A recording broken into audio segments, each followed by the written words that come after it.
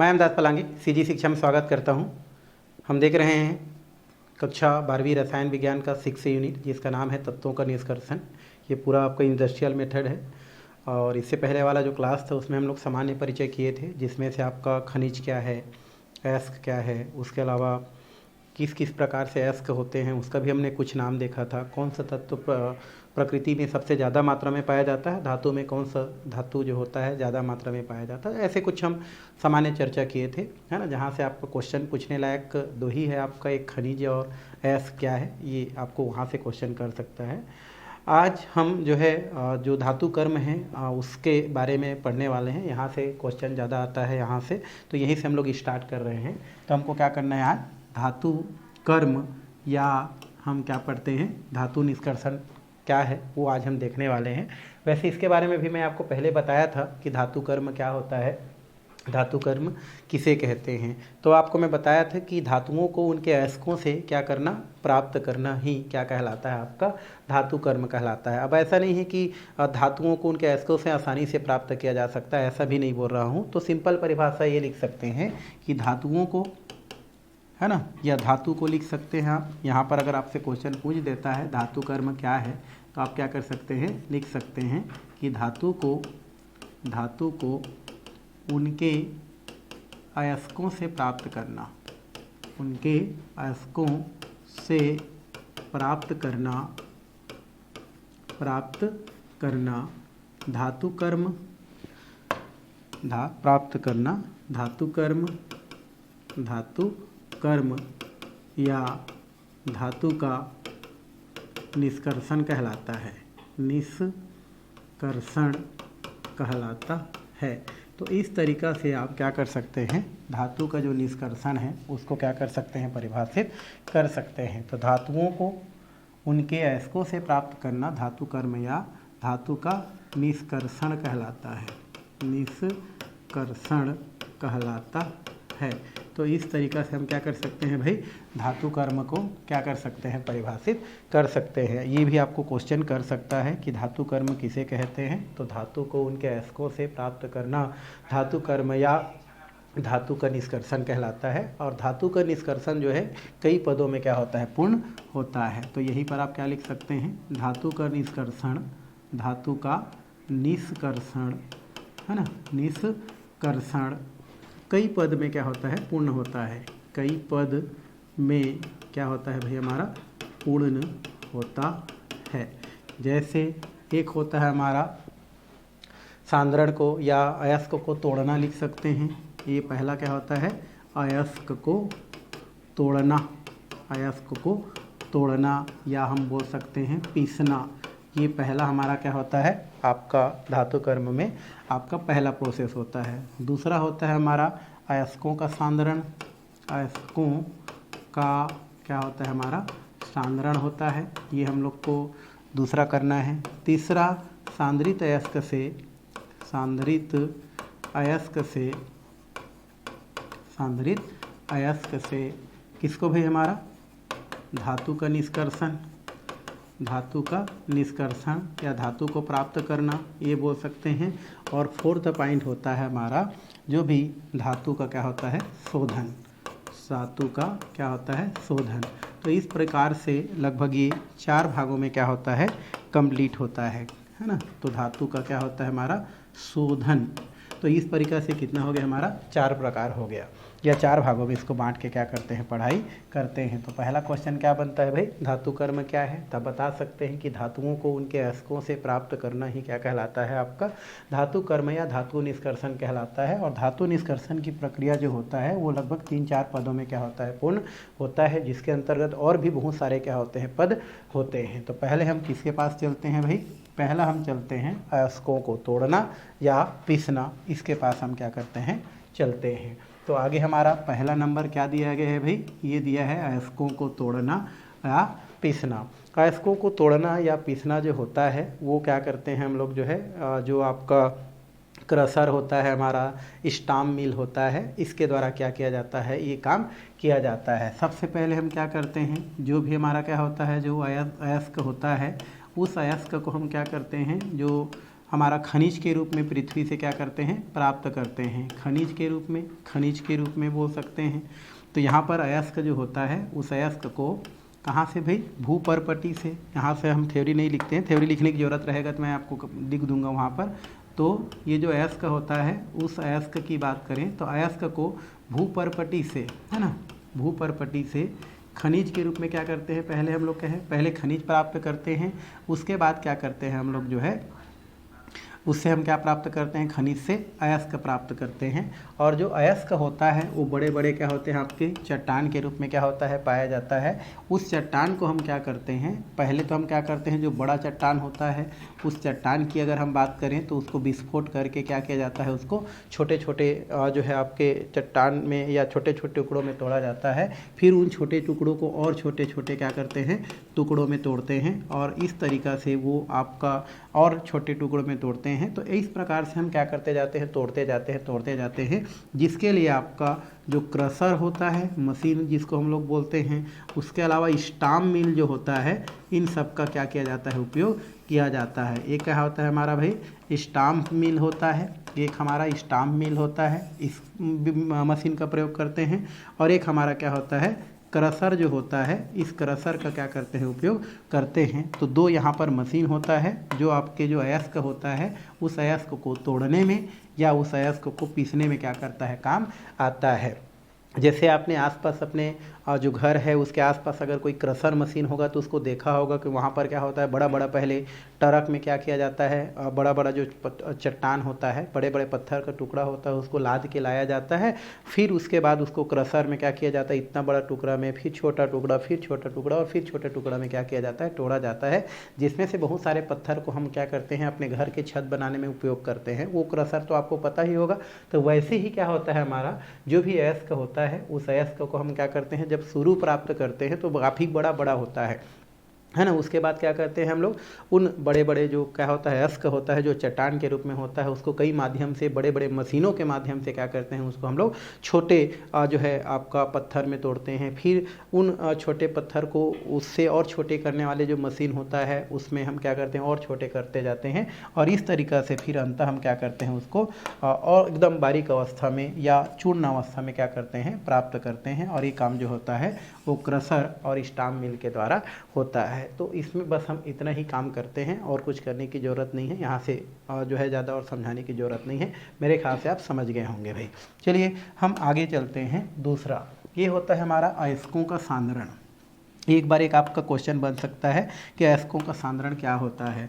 तो जो भी अयस्क होता है ना, जब उस अयस्क को हम प्रारंभ में क्या करते हैं, प्राप्त करते हैं, तो अयस्क में विभिन्न प्रकार के धूल, मिट्टी, कंकड़, पत्थर, है ना, बहुत सारे सिलिकेट क्या होता है, पाया जाता है। तो अयस्कों में उपस्थित ये जो भी हमारा क्या होता है, जो आपका अशुद्धियाँ होता है, ये अशुद्धियाँ गैंग या अधात्री के नाम से जाना जाता है। क्वेश्चन आता है यहाँ पर कि गैंग या अधात्री किसे कहते हैं, है ना। एक क्वेश्चन यहाँ से फिर बन जाता है कि गैंग क्या होता है या अधात्री क्या होता है। इसी को हम लोग क्या बोलते हैं, अधात्री बोलते हैं। तो ऐसा क्वेश्चन आता है। तो जो अयस्क होता है ना, उस अयस्क में विभिन्न, शुरू में जब उसको अयस्क को प्राप्त करते हैं ना, तो उस स्थिति में अयस्क में विभिन्न प्रकार के मिट्टी, कंकड़, पत्थर, रेत, है ना, विभिन्न प्रकार के सिलिकेट पाया जाता है।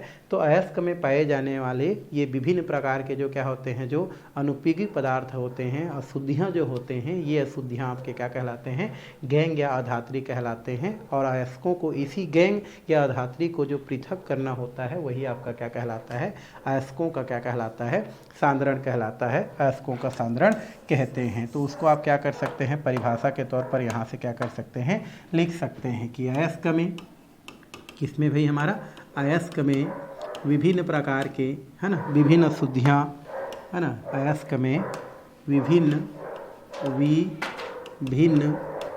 अशुद्धियाँ, विभिन्न अयस्कों में कंकड़, पत्थर,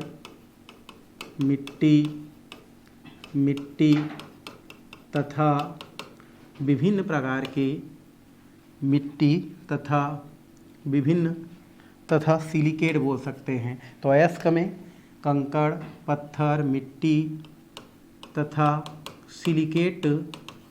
सिलिकेट्स के अशुद्धियाँ पाई जाती है। अशुद्धियाँ पाई जाती है अयस्क में पाए जाने वाले इन अशुद्धियों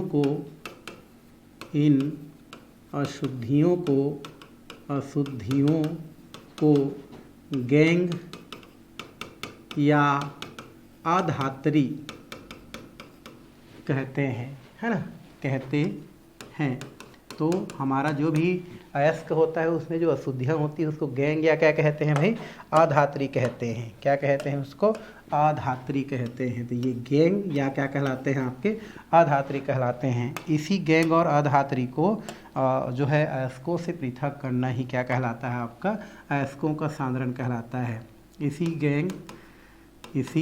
गैंग या अधात्री को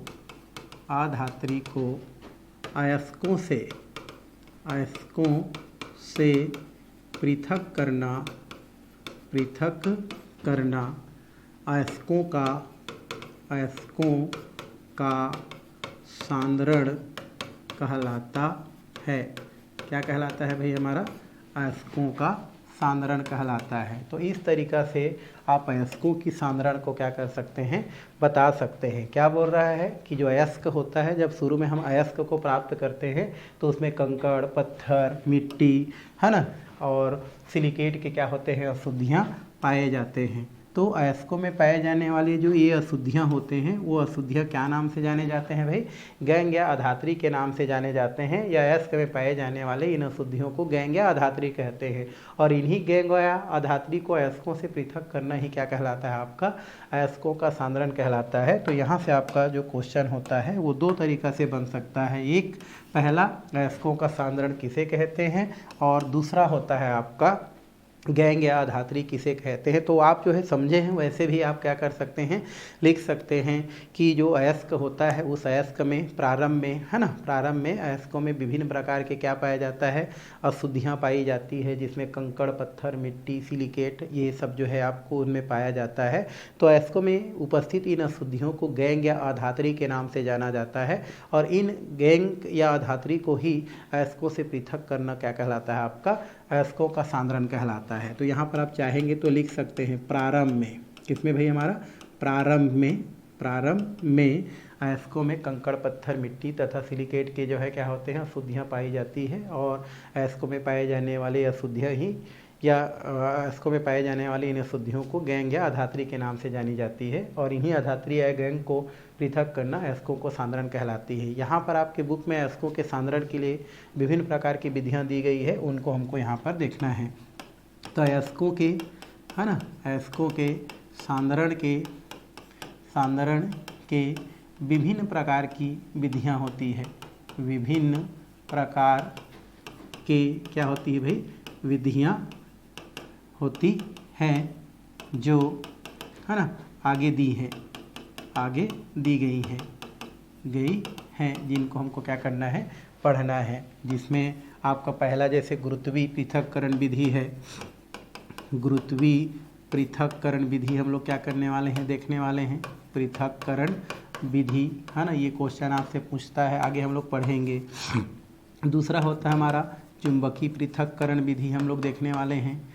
चुंबकीय, है ना, पृथक्करण जो है हमारा क्या होता है, विधि होता है, ये देखने वाले हैं। तीसरा हमारा जो होता है वो आपका बोल सकते हैं झाग उत्प्लावन विधि होता है, ये हम लोग देखने वाले हैं। झाग उत्प्लावन हमारा क्या होता है, जो विधि होता है, ये हम लोग देखने वाले हैं।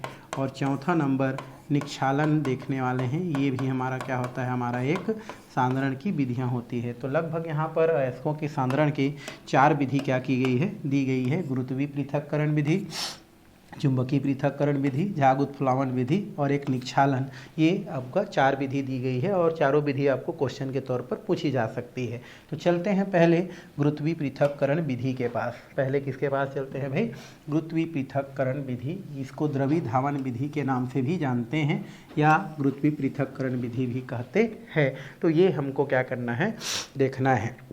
ये जो विधि होता है, ये अयस्कों की सांद्रण की ये जो विधि होता है, अयस्क और अयस्क में उपस्थित जो अधात्री होता है उन दोनों के जो क्या होता है, जो घनत्व होता है, उस घनत्व में अंतर के आधार पर क्या किया जाता है, इस विधि का प्रयोग किया जाता है। मतलब हम बोल सकते हैं अयस्कों के सांद्रण की ये विधि अयस्कों और अधात्री के कणों के जो अपेक्षित घनत्व होता है उसके अंतर पर क्या करता है, निर्भर करता है, उसके घनत्व पर क्या करता है, निर्भर करता है। और इसे ही हम क्या कहते हैं, गुरुत्वी हम पृथक्करण क्या कहते हैं, विधि कहते हैं। मतलब आप लिख सकते हैं अगर ये क्वेश्चन आता है तो द्रवी धावन या गुरुत्वी त्वरण विधि क्या होता है, तो आप बोल सकते हैं कि जो सांद्रण की ये जो विधि होता है वह विधि आपका जो अधात्री होता है और जो अयस्क होता है, जो दोनों एक साथ रहते हैं, तो उन दोनों के घनत्वों के अंतर पर क्या करता है, निर्भर करता है। और इसे ही हम क्या कहते हैं, गुरुत्वी पृथक्करण विधि कहते हैं। इस विधि में जो अयस्क होता है जिसमें बहुत सारी अशुद्धियाँ होता है, उसको तेज पानी की जो क्या होता है, धार होता है, उसमें धोया जाता है, जिससे क्या होता है कि जो हमारा जो वजनी या जो ज़्यादा घनत्व के जो क्या होते हैं हमारे जो अयस्क होते हैं, वो क्या होते हैं आपके जो है वहीं पर क्या हो जाते हैं, नीचे क्या हो जाते हैं आपका बैठ जाते हैं। जबकि हमारे धूल कंकड़ जो मिट्टी होते हैं, जो अशुद्धि के रूप में होते हैं, वो क्या होते हैं आपके दूर क्या हो जाते हैं, पानी से दूर चले जाते हैं, धारा से दूर चले जाते हैं। और इस प्रकार से कुछ अशुद्धियाँ इससे क्या हो जाते हैं, आपके पृथक हो जाते हैं। तो इस तरीक़ा से इसमें आगे क्या कर सकते हैं, लिख सकते हैं। इस विधि में है ना, इस विधि में किसको भाई, हमारा इस विधि में अयस्कों को पानी के धारा से है ना, धारा से क्या करते हैं भाई, धोते हैं, जिससे है ना वजनी हमारा जो अयस्क होता है, अधिक घनत्व के अयस्क या भारी अयस्क बोल सकते हैं, जिससे भारी अयस्क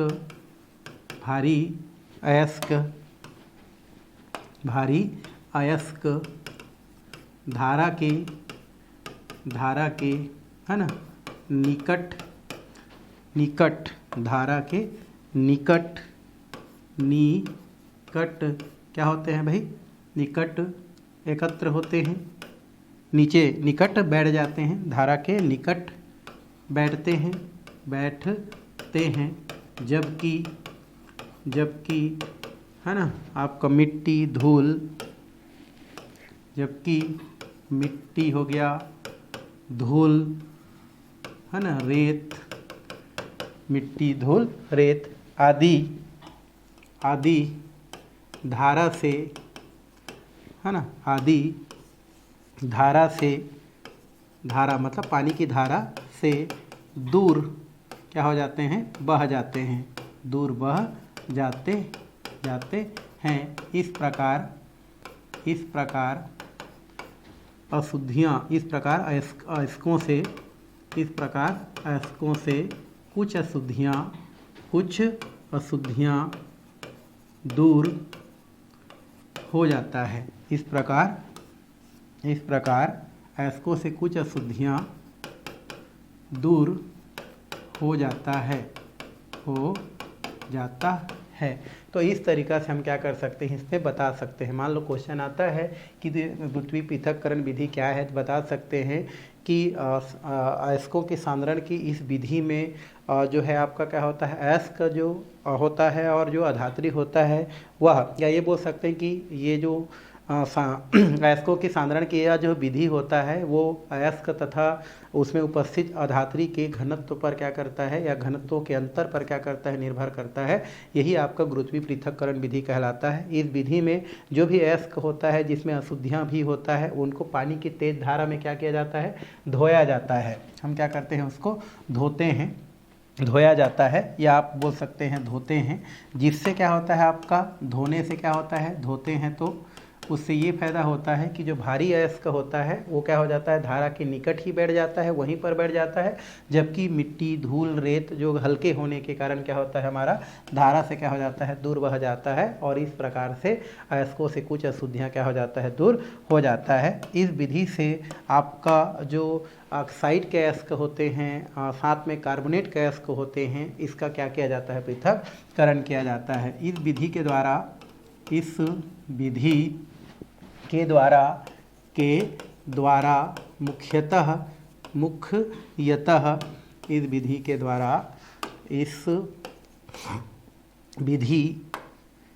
इस विधि के द्वारा मुख्यतः है ना, और धातु के ऑक्साइड या बोल सकते हैं कार्बोनेट का पृथक्करण किया जाता है। तो इस विधि से मुख्यतः धातु, ऑक्साइड या ऑक्साइड तथा कार्बोनेट का पृथक किया जाता है। ऑक्साइडों एवं कार्बोनेट का पृथक्करण किया जाता है। तो इस तरीक़ा से हम बोल सकते हैं कि इस विधि के द्वारा उन अयस्कों का पृथक्करण किया जाता है, या बोल सकते हैं कि जो वह अयस्क जिसमें क्या होता है, या ऑक्साइड या कार्बोनेट के अयस्क का पृथक्करण किया जाता है। लिख सकते हैं यहाँ पर आपका कार्बोनेट के अयस्कों का, ऑक्साइड एवं कार्बोनेट के अयस्कों का, या ये बोल सकते हैं कि ऐसा अयस्क जिसमें कार्बोनेट वाला हो या अयस्क हमारा ऑक्साइड वाला हो। कार्बोनेट के अयस्कों का पृथक्करण किया जाता है।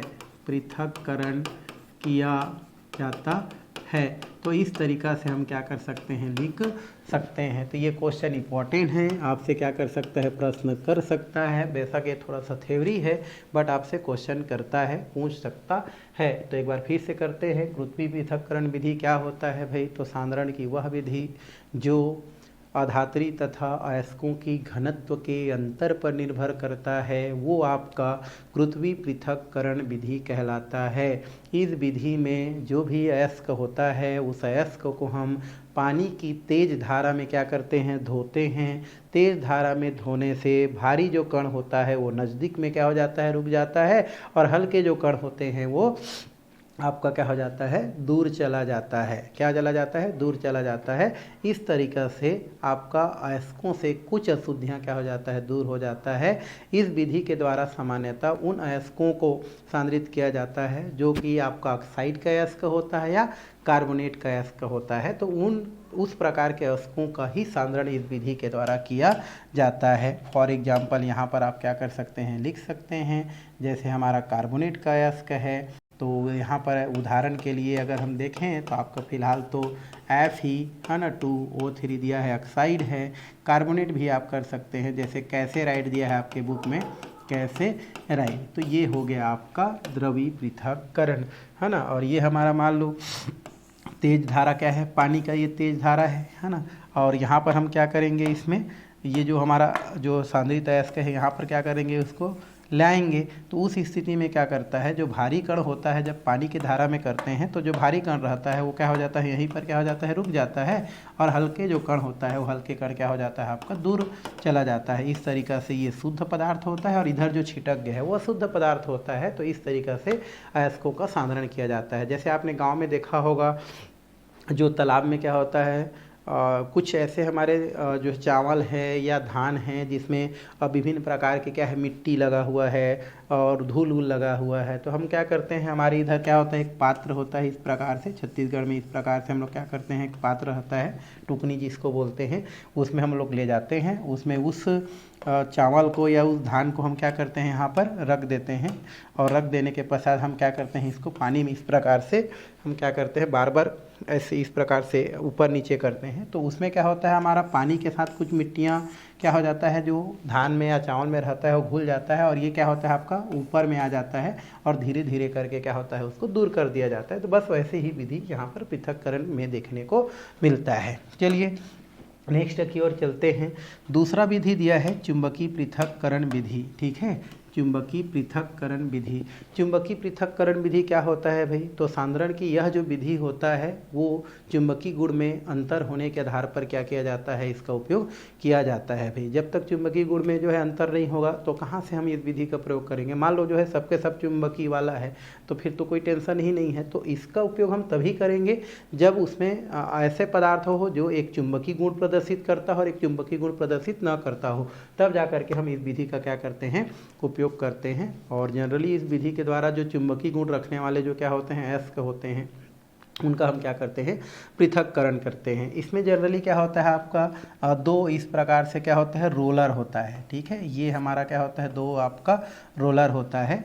इस प्रकार से दो क्या होते हैं, हमारे रोलर होते हैं। और ये जो रोलर होता है ये इसके जो है दोनों रोलर में क्या होता है, आपका पट्टा फंसा होता है भाई। ये हमारा क्या होता है, इस प्रकार से पट्टा आपका क्या होता है, इस तरीक़ा से आपका फंसा होता है। और यहाँ पर आपका क्या होता है, ये जो पट्टा होता है इससे आपका क्या होता है, इस प्रकार से एक हाफर लगा होता है, जहाँ से जो भी अयस्क होता है जिसका हमको सांद्रण करना है उसको क्या किया जाता है, यहाँ से क्या किया जाता है, इस पट्टे पर, ये जो पट्टा घूम रहा है इस पट्टा पर क्या किया जाता है, वहाँ से गिराया जाता है। ठीक है, ये जो पट्टा होता है जिस पर ये क्या हो रहा है, जिस हमारा गोला में क्या कर रहा है, घूम रहा है, इस गोला को में एक जो गोला होता है वो सामान्य होता है और दूसरा जो हमारा इस प्रकार से जो गोला आपको दिख रहा है इसमें क्या होता है, ये विद्युत चुंबक होता है भाई। ये क्या होता है, हमारा विद्युत चुंबक होता है। मतलब इसमें से एक हमारा ये जो गोला होता है उसमें से एक क्या होता है, विद्युत चुंबक होता है, विद्युत चुंबक होता है। और इस प्रकार से आप क्या करते हैं, अयस्क को जब हम यहाँ पर डालते हैं तो ये धीरे धीरे इस प्रकार से आगे बढ़ते जाता है और जा कर के ये हमारा क्या होता है, जो विद्युत चुंबक वाला गोला होता है यहाँ पर जैसे ही जाता है तो यहाँ पर दो अलग अलग क्या होता है, यहाँ से इस प्रकार से पात्र यहाँ पर रखा होता है, पात्र क्या होता है, यहाँ पर रखा होता है। तो उस स्थिति में क्या होता है, जब यहाँ से अयस्क इस प्रकार से घूमते हुए जाता है तो जिनमें चुंबकीय गुण होता है उसको ये रोलर क्या करता है, हमारा ये क्या है भाई, हमारा रोलर है, रोलर है। तो ये क्या करता है, रोलर, तो वो जो हमारा यहाँ से अयस्क जा रहा है उस अयस्क में जिसमें चुंबकीय गुण होता है उसको रोलर अपनी ओर क्या करता है, खींचता है। इसलिए खींचने की वजह से यहाँ पर जो पदार्थ क्या होता है, कलेक्ट होता है, वो कैसा होता है, हमारा चुंबकीय गुण वाला होता है। हमारा ये कैसा होता है, हमारा चुंबकीय पदार्थ होता है। ये कैसा होता है, चुंबकीय पदार्थ होता है। और यहाँ पर तो आकर्षण हो ही नहीं रहा है, तो यहाँ पर जो पदार्थ होता है वो अशुद्धियों को क्या करता है, प्रदर्शित करता है। तो इस तरीक़ा से इसका क्या बनाया जाता है, चित्र बनाया जाता है और इसको लिखा जाता है। तो लिख सकते हैं सांद्रण का ये जो विधि होता है वो विद्युत चुंबकीय गुण में अंतर के आधार पर होता है। तो लिख सकते हैं सांद्रण की यह विधि अयस्कों में विच्छन चुंबकीय गुण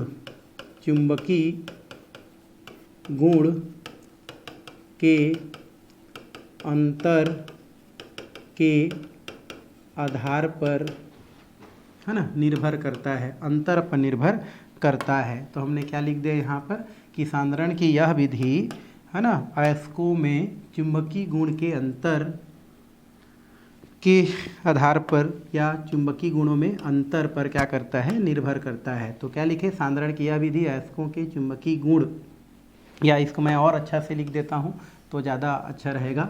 यहाँ पर हम लोग पहले जैसा लिख देते हैं कि सांद्रण की यह विधि, है ना, अयस्क सांद्रण की यह विधि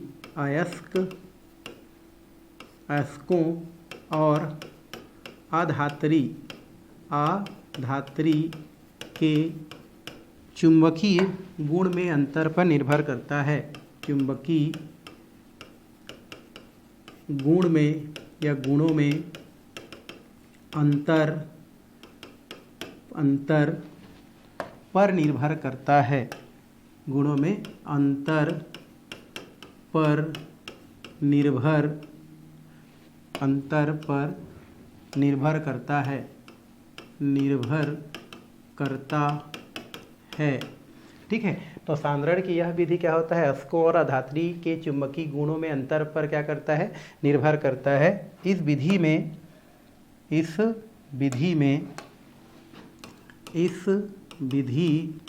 में दो रोलर है ना होता है, 2 रोलर, इस विधि में 2 रोलर लगा होता है जिसमें एक पट्टा क्या करता रहता है भाई, घूमता रहता है, एक पट्टा घूमता रहता है। दोनों रोलर में से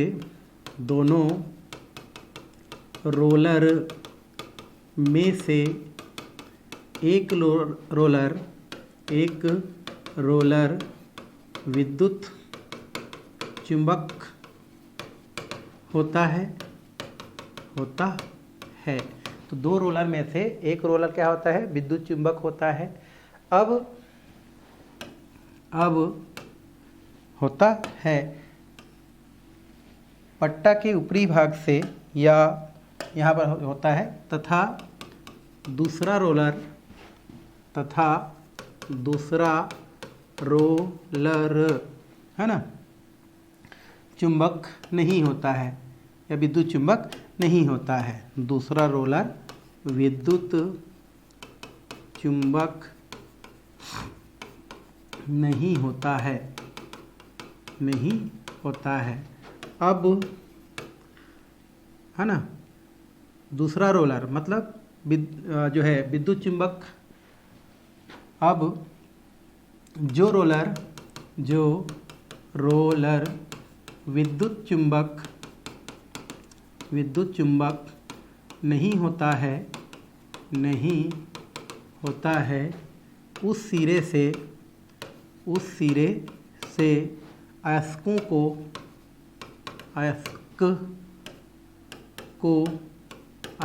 को क्या किया जाता है, पट्टा पर क्या किया जाता है, गिराया जाता है। उस सिरे से अयस्कों को हॉफर के द्वारा या हुक के द्वारा है ना, हुक के द्वारा पट्टे पर गिराते हैं। पट्टे पर क्या करते हैं भाई हम लोग, गिराते हैं, जिससे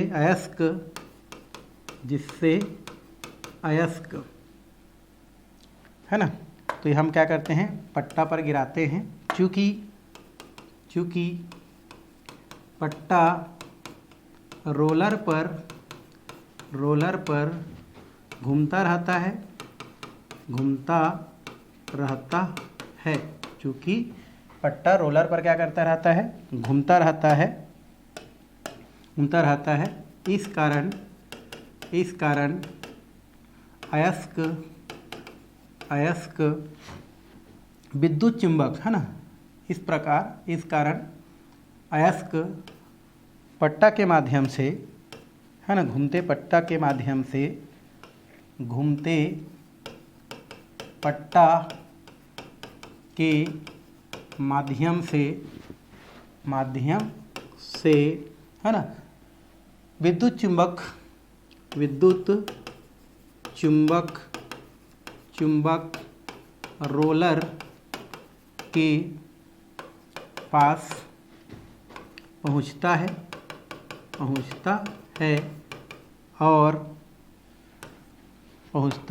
है तथा उस अयस्क में पहुंचता है जिससे रोलर अयस्क में उपस्थित चुंबकीय गुण वाले कण को अपनी ओर खींचता है जिससे एक है ना अलग ढेर बनता है और जिसमें चुंबकीय गुण नहीं होता है होता है वो उनका एक अलग ढेर बनता है, उनका एक अलग क्या बनता है, हमारा ढेर बनता है। तो इस तरीक़ा से हम क्या कर सकते हैं, इसको बता सकते हैं। चुंबकीय पृथक्करण क्या होता है, तो सांद्रण की वह विधि जो अयस्कों के चुंबकीय गुणों में का या चुंबकीय गुणों पर क्या करता है, निर्भर करता है। इस विधि में दो ऐसे क्या होता है, रोलर होता है जिसमें क्या होता है, पट्टा इस प्रकार से घूमता रहता है। ये दोनों रोलर होता है, उसमें से एक रोलर क्या होता है, सामान्य रोलर होता है, और दूसरा जो रोलर होता है वो चुंबकीय गुण जो है होता है, एक चुंबक होता है बोल सकते हैं। और इस प्रकार से क्या करता रहता है, पट्टा कंटिन्यू घूमते रहता है। अब हम क्या करते हैं, जो रोलर जिसमें चुंबकीय गुण नहीं है उस तरफ से हम क्या करते हैं, जो अयस्क होता है उसको हम यहाँ पर क्या करते हैं, गिराते हैं। क्योंकि पट्टा क्या करता रहता है भाई, आपका घूमता रहता है। घूमते रहने की वजह से क्या करता है, ये हमारा जो अयस्क होता है इस पट्टा के माध्यम से किधर की ओर बढ़ता है, आगे। ये जो हमारा चुंबक वाला जो रोलर होता है उसकी ओर आगे क्या करता है, बढ़ता है। क्योंकि जो अयस्क होता है उसमें दो प्रकार के गुण रखने वाले क्या होते हैं, हमारे पदार्थ होते हैं, एक चुंबकीय वाले और एक बिना चुंबकीय वाले। तो चुंबकीय पदार्थों को ये रोलर क्या करता है, अपनी ओर खींचता है, जिससे क्या होता है, रोलर के जो क्या होता है, जो नज़दीक होता है उस नज़दीक में क्या करता है, आपका एक अलग ढेर बनता है, और जिसमें आपका चुंबकीय गुण नहीं पाया जाता है उसका अपना एक क्या होता है, अलग ढेर बनता है। और इस तरीक़ा से क्या हो जाता है, आपका अशुद्धियों का क्या हो जाता है, पृथक्करण हो जाता है। इस प्रकार अशुद्धियों का क्या हो जाता है भाई, पृथक्करण हो जाता है, पृथक्करण हो जाता है। तो इस तरीक़ा से हम क्या कर सकते हैं, इसको बता सकते हैं, समझा सकते हैं। आप भी अपने भाषा में क्या कर सकते हैं, लिख सकते हैं। और इस विधि के द्वारा चुंबकीय गुण रखने वाले अयस्कों का ही क्या किया जाता है, आपका पृथक्करण किया जाता है। जैसे उदाहरण के लिए हम लोग देखें तो उदाहरण में आपका क्या होता है, जैसे Fe2O3 ये हमारा हेमेटाइट होता है। तो ऐसे हमारे अयस्कों का ही सांद्रण इसके द्वारा किया जाता है। तो ये क्वेश्चन भी आपका इम्पोर्टेंट है, इसको भी आपको क्वेश्चन के तौर पर क्या कर सकता है, पूछ सकता है। तो ये तो हो गया आपका चुंबकीय पृथक्करण। ठीक है, चलिए थोड़ा सा हम लोग और बात करते हैं। ये दिया है हमारा फेन या झाग उत्प्लावन विधि दिया गया है, हमारा फेन दिया है, झाग उत्प्लावन विधि दिया है। ये जो हमारा फेन या जो झाग उत्प्लावन विधि होता है, ये विधि केवल जो है जो हमारा जो सल्फाइड का जो अयस्क होता है उसको सांद्रण करने में ये क्या किया जाता है, उपयोग में लाया जाता है। मतलब ये बोल सकते हैं सांद्रण की यह विधि सल्फाइड अयस्कों को पृथक करने में उपयोग किया जाता है। तो लिख सकते हैं सांद्रण की यह विधि है ना, धातु सल्फाइड या सल्फाइड अयस्कों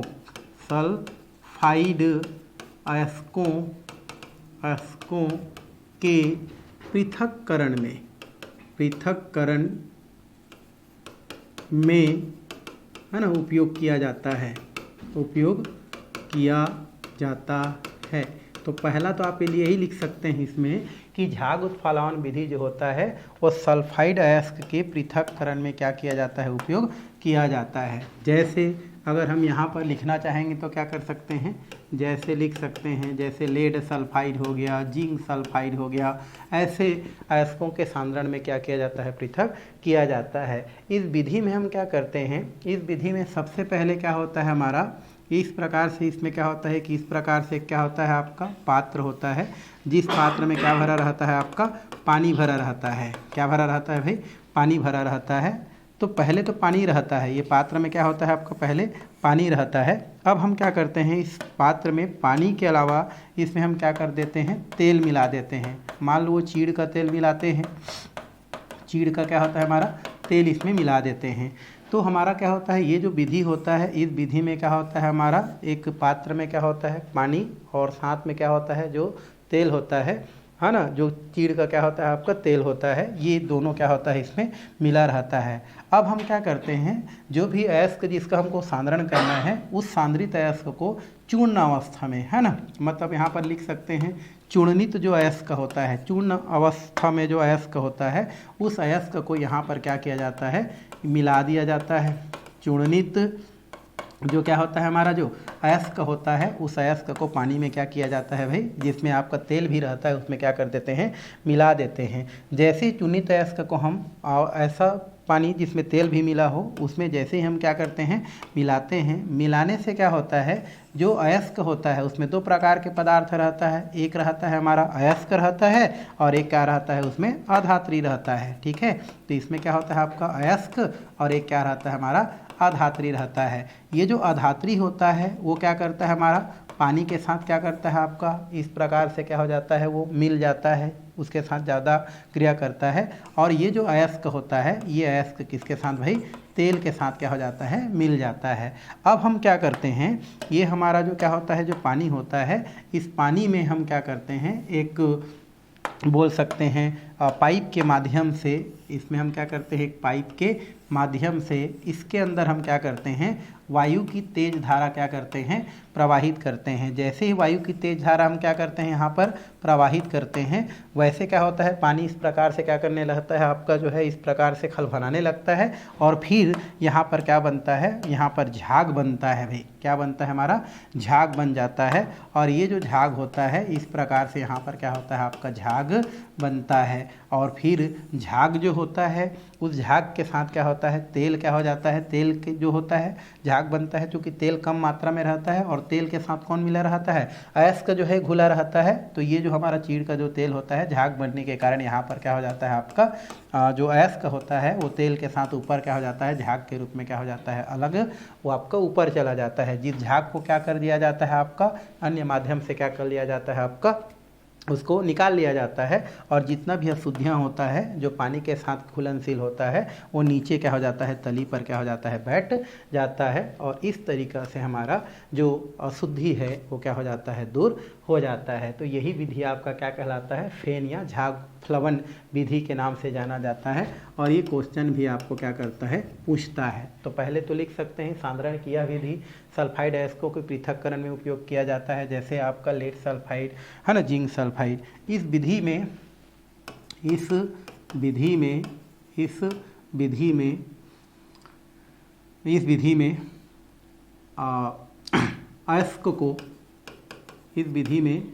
अयस्क को है ना, तेल युक्त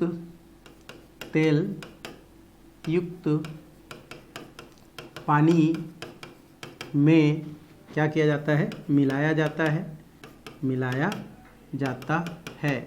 इस विधि में क्या होता है हमारा भाई, इस विधि में अयस्क को तेल युक्त पानी में क्या किया जाता है, मिलाया जाता है, जिसमें अधात्री मिलाया जाता है, जिसमें या लिख सकते हैं मिलाया जाता है, पानी में मिलाया जाता है, मिलाने के बाद मिलाया जाता है, जिसमें अधात्री जल के साथ, अधात्री किसके साथ भाई, जल के साथ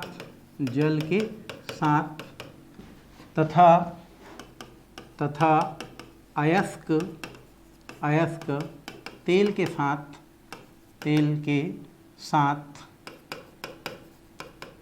मिल जाता है। तो हमने क्या बोला कि इस विधि में अयस्क को तेल युक्त जो पानी होता है, जिसमें चीड़ का तेल होता है, उसमें मिलाया जाता है।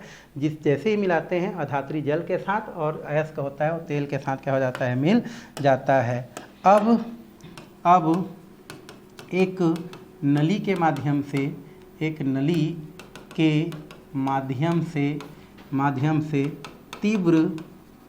तीव्र वायु तेल युक्त जल में प्रवाहित करते हैं। तीव्र वायु जल में क्या करते हैं, प्रवाहित करते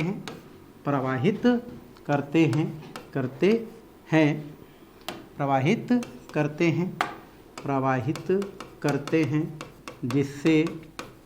जिससे जल में झाग बनता है और अयस्क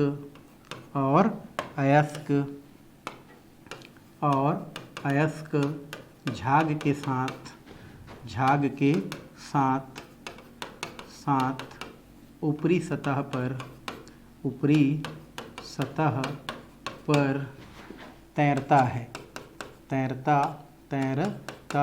रहता है जिसे हुक के माध्यम से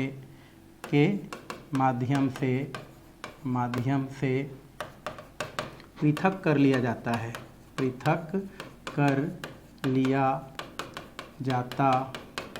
है तथा अशुद्धियाँ है ना जल के साथ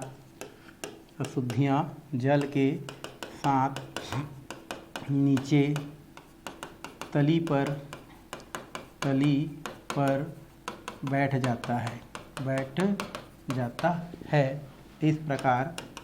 इस प्रकार अयस्कों से कुछ अशुद्धियाँ दूर हो जाती हैं। तो इस तरीक़ा से हम क्या कर सकते हैं, चित्र बना सकते हैं। और चित्र बनाने के अलावा आप क्या कर सकते हैं, उसको अपने शब्दों में क्या कर सकते हैं, लिख सकते हैं, बता सकते हैं। ये क्या होता है भाई, हमारा झाग होता है। तो ये हमारा झाग उत्फलावन विधि है, झाग है ना, प्लवन विधि। तो ये सब इम्पॉर्टेंट क्वेश्चन है जो आपको क्या किया जाता है, प्रश्न पूछा जा सकता है। झाग प्लवन विधि क्या है, विद्युत चुंबकीय पृथक्करण विधि क्या है, गुरुत्वीय पृथक्करण विधि क्या है। तो ये सारे इंपॉर्टेंट हैं जिसको आप क्या कर सकते हैं, इस तरीक़े से समझ के अपने भाषा में क्या कर सकते हैं, लिख सकते हैं, बता सकते हैं। तो ये तो हो गया आपका झाग उत्फलावन विधि। ठीक है, तो आज का फ़िलहाल ये जो क्लास है हम यहीं पर क्या करते हैं, समाप्त करते हैं। आने वाले क्लास में हम लोग जो है निक्षालन के बारे में, उसके अलावा बेयर का जो विधि है उसके बारे में, और भी बहुत सारी विधियां यहाँ पर दिया गया है, उन विधियों के बारे में क्या करेंगे, पढ़ाई करेंगे। तो फिलहाल ये क्लास हम यहीं पर क्या करते हैं, समाप्त करते हैं।